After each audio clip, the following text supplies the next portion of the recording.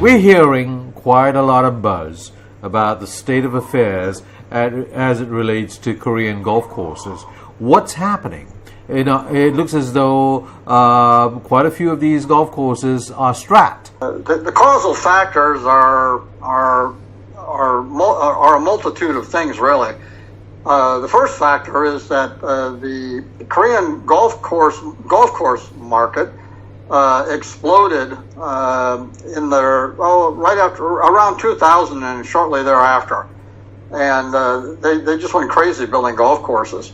It's a cycle that it seems like every country is not immune from. It's happened in the United States. It's happening everywhere. It's happened certainly in Japan, and it took place here in Korea as well. So, and the second factor is all of these golf course projects were done as a private, exclusive membership organizations and operations. There are very few fully public golf facilities like Sky 72. So that was a factor as well. It's a single model industry, private membership. And then the third factor, which is one that golf courses, I think everywhere, and the golf course industry in general, seems to be blind to, is the realities of economics. Mm-hmm.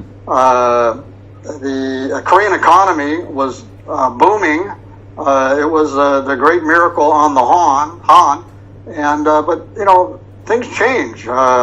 Same happened in Japan as well. The economic growth of the nation, but the reality is good things often can come to an end, and people just don't think it's going to happen. On that note, Jim, what's in store for those golf courses that are really in dire strait from a financial standpoint? Are we going to see golf courses closing down? Are we going to see golf courses changing hands? What's going to be the end game here? Well, it could get ugly. I think there's a whole lot of golf courses, some say as high as 50%, that are in danger of going upside down financially. There's also a lot of government interference in the industry. The Korean government tends to want to get involved in controlling markets. I guess it's a protective survival mechanism or intuition, because it's a relatively small country, and in between Japan and China always has been. So the government gets very involved in businesses and in the economy and controlling markets, and that might work for a while. But unfortunately, when you have bureaucrats controlling markets, you're going to have some issues. So you see the government throwing a lifeline. They're trying to, but it's ineffective. Okay.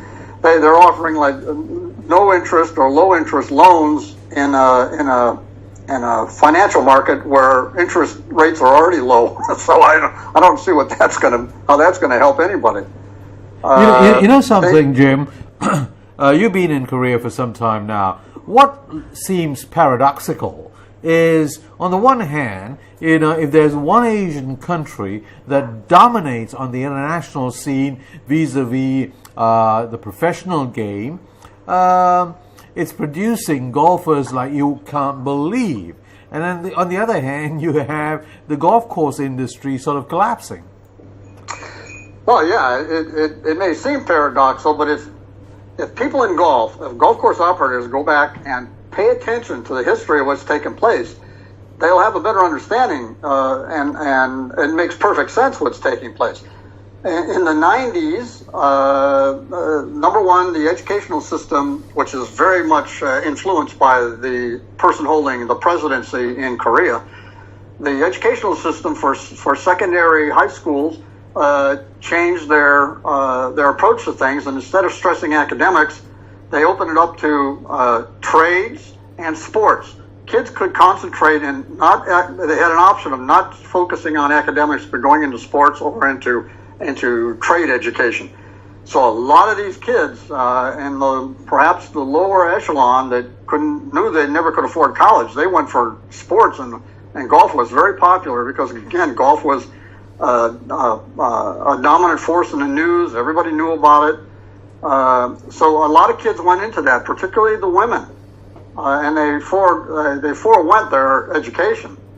So they focused substantially on their golf game, and it worked. A lot of them are successful. Unfortunately, a lot of them don't make it as well. You know, that's an interesting point that you raised, because although I'm in the golf industry, I never knew about that phenomenon where, you know, the government encouraged a sort of a two-track system in schools.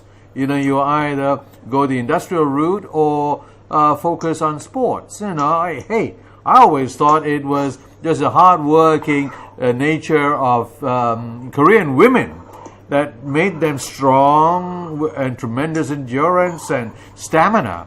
I'm glad that we spoke to you on this, because there's a great story to be told around that.